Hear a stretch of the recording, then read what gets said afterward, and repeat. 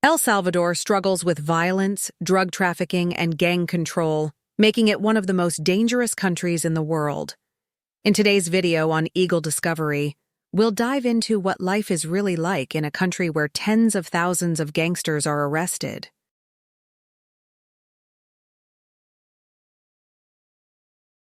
Understanding El Salvador from geography to economic growth. El Salvador, a relatively small country in Central America, is often overshadowed by its larger neighbors, Honduras and Guatemala, yet it has a rich and diverse geographic and cultural landscape. Encompassing just over 21,000 square kilometers, it is bordered to the north and east by Honduras, to the west by Guatemala, and to the south by the Pacific Ocean. The country's geographical features include rugged mountains, fertile valleys, and a number of volcanoes, some of which remain active. Its varied landscape has contributed to its agricultural prominence, making it one of the region's main producers of coffee, sugar, and seafood. With a population of around 6.5 million as of 2022, El Salvador is one of the most densely populated countries in the Americas. Despite its small size, it has a growing urbanization trend, with over 60% of the population residing in urban areas, particularly in the capital city, San Salvador, and its surrounding metropolitan area. This urbanization is fueled by the search for better employment opportunities and living conditions.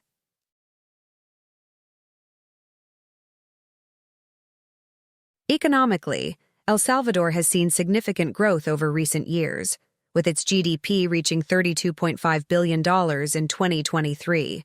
The country's economy is heavily dependent on exports, particularly agricultural products. Coffee, one of the country's most iconic exports, holds cultural and historical significance, while sugar and seafood are vital to the national economy.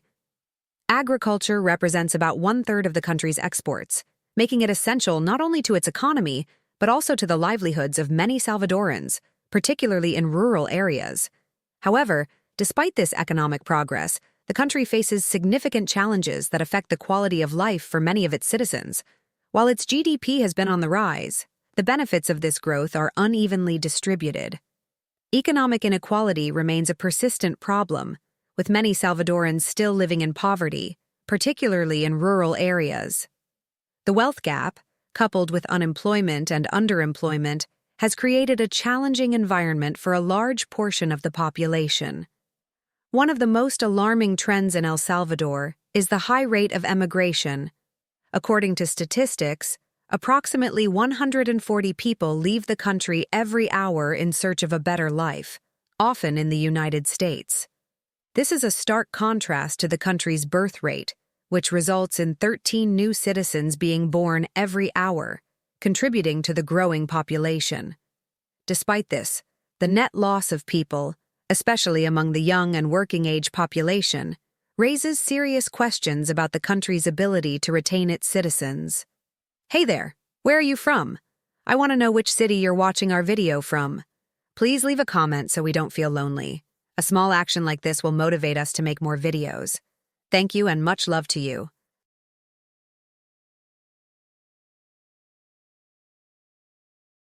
Gang rule in El Salvador, how the mafia controls the country.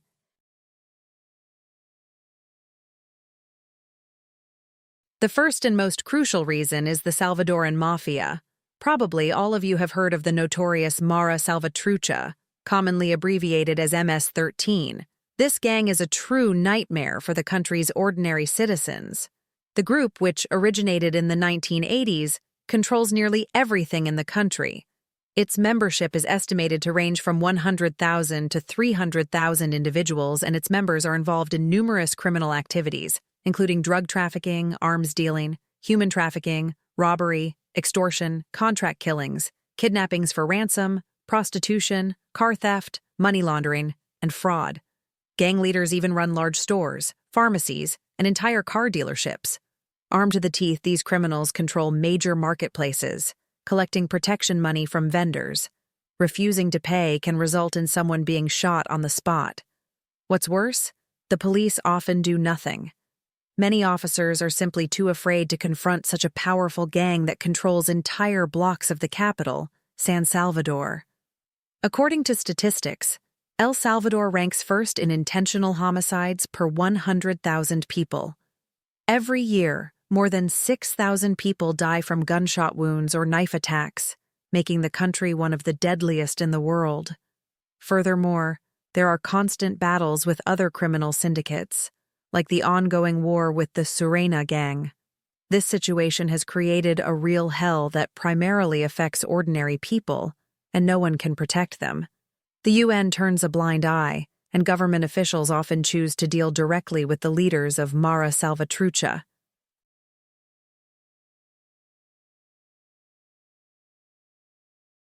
Living in poverty, El Salvador's economic challenges. The second major driving force behind the mass emigration from El Salvador is the pervasive poverty that has long affected the majority of its population. The country's economic difficulties are deeply rooted in a combination of historical, political, and structural challenges that have led to sustained poverty and low standards of living. Historical, economic, and political crises.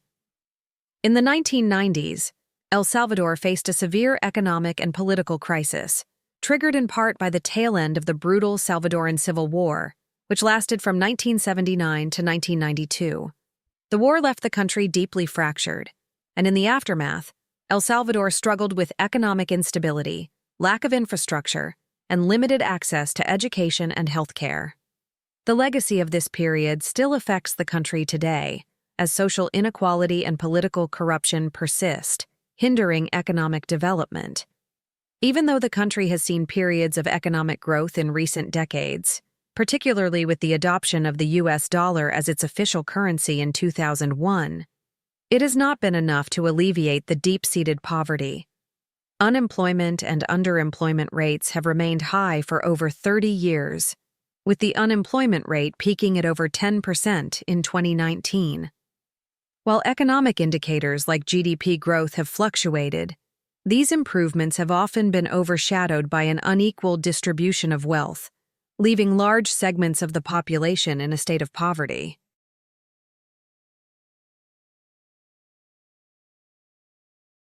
The Bitcoin experiment, a controversial attempt at economic reform. In an attempt to address some of these economic issues, El Salvador's government made headlines in 2021 by becoming the first country in the world to adopt Bitcoin as legal tender, alongside the US dollar. This bold move was part of President Nayib Bukele's broader strategy to modernize the economy and attract foreign investment, especially from the burgeoning cryptocurrency sector. The government even launched an official digital wallet called Chivo, meaning goat in Spanish, which was intended to make Bitcoin transactions more accessible to the public. However, this move has been met with skepticism and criticism, both domestically and internationally. A significant portion of the population, particularly those living in poverty, had little understanding of how Bitcoin works, as the country's education system has struggled with low literacy rates and an average educational attainment level of only up to the 7th grade. Around 10% of Salvadorans are illiterate, which makes it difficult for many people to engage with a digital currency that requires a certain level of technological literacy. In addition, the volatility of Bitcoin, which has seen dramatic price fluctuations, has led to further uncertainty, and many Salvadorans have reported losing money or experiencing difficulties in using the digital wallet effectively. While the government has touted Bitcoin as a potential solution to the country's financial exclusion, the reality is that the digital currency has had limited impact on reducing poverty.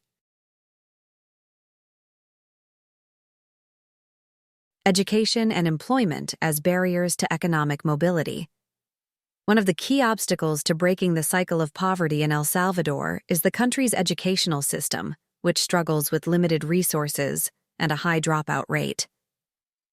The lack of quality education severely limits opportunities for young people, with many forced to drop out of school to work in low-paying jobs, or, in some cases, join gangs for protection and financial stability. As the average education level in the country is low, the workforce is often unqualified for higher-paying or skilled jobs, which perpetuates the poverty cycle. In rural areas, where economic opportunities are even more scarce, the lack of access to formal employment forces people into informal sectors, where wages are low and job security is non-existent.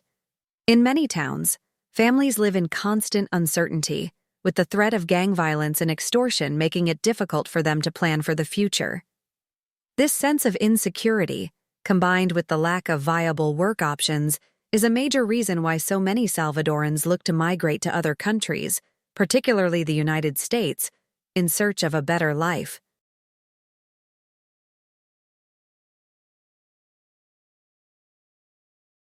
The strain on health, why El Salvador's healthcare system is failing.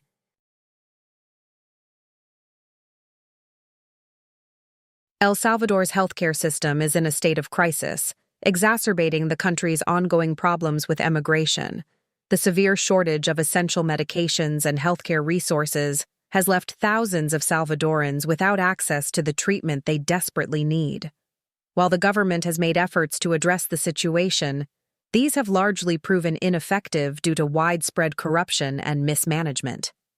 One of the most pressing concerns is the high rate of HIV/AIDS, with approximately 27,000 people living with the virus in the country. These individuals often struggle to access the antiretroviral drugs that are necessary for survival. Additionally, tuberculosis remains a significant health issue, with over 4,000 cases of severe tuberculosis being reported annually, many of which go untreated due to the lack of medical facilities and expertise.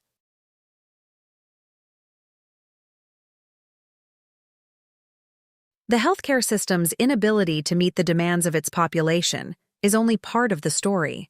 The presence of gangs, especially the notorious Mara Salvatrucha, MS-13, complicates things further.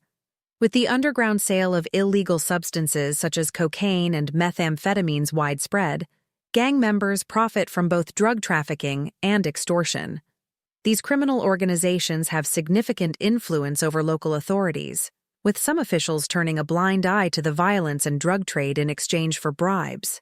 This corruption perpetuates a vicious cycle in which citizens feel unsafe and unprotected, leading many to seek refuge in other countries. Among the most vulnerable in El Salvador are young people from impoverished neighborhoods who often face limited choices. They can either pay for the protection of gangs, become involved with these criminal groups, or emigrate in search of safety and better opportunities. Unfortunately, the desperation is so profound that even members of the clergy are forced to carry firearms for protection. In addition to Mara Salvatrucha, there are at least 6 other major gangs vying for control of various territories across the country, contributing to a growing sense of lawlessness and fear. As a result, the exodus of Salvadorans continues to rise, with many heading toward the United States, hoping to escape the entrenched violence and systemic failures in their home country.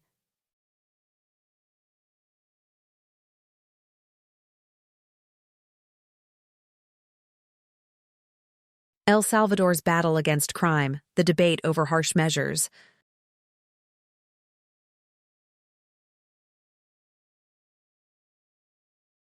In response to the country's escalating violence, the government of El Salvador has enacted a series of aggressive measures aimed at combating the dominance of criminal gangs.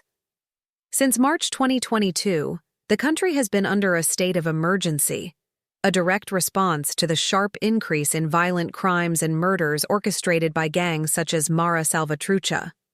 During this period, the Salvadoran government has carried out numerous police operations, leading to the arrest of tens of thousands of suspected gang members. These actions, however, have sparked fierce debate, both domestically and internationally. A key element of the government's strategy is the establishment of the Center for Combating Terrorism, a mega-prison located 74 kilometers from the capital, San Salvador. This facility, designed to hold 25,000 inmates, is the largest of its kind in Latin America. Equipped with cutting-edge technology, the prison is meant to prevent escapes and provide a more secure environment for the incarcerated criminals.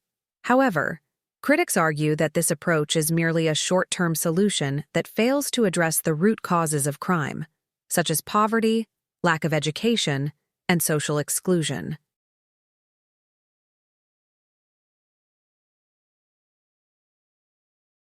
The Salvadoran government's measures, while popular among a significant portion of the population, have drawn severe criticism from human rights organizations.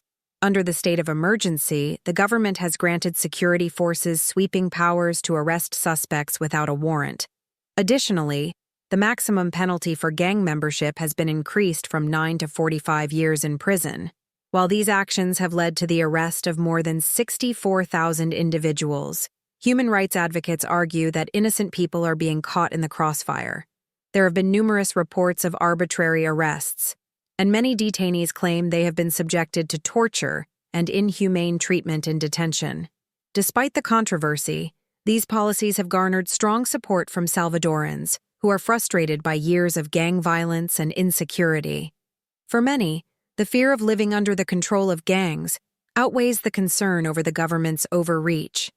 Public opinion polls indicate that a significant portion of the population believes that the harsh measures are necessary for the country's survival. As a result, President Nayib Bukele's policies continue to enjoy widespread backing, though the long-term effectiveness of these strategies remains uncertain. As the situation unfolds, it is clear that El Salvador is at a crossroads.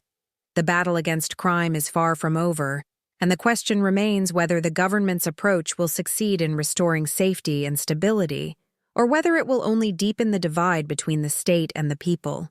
The need for comprehensive reforms that address the root causes of crime, while also protecting human rights, is more pressing than ever.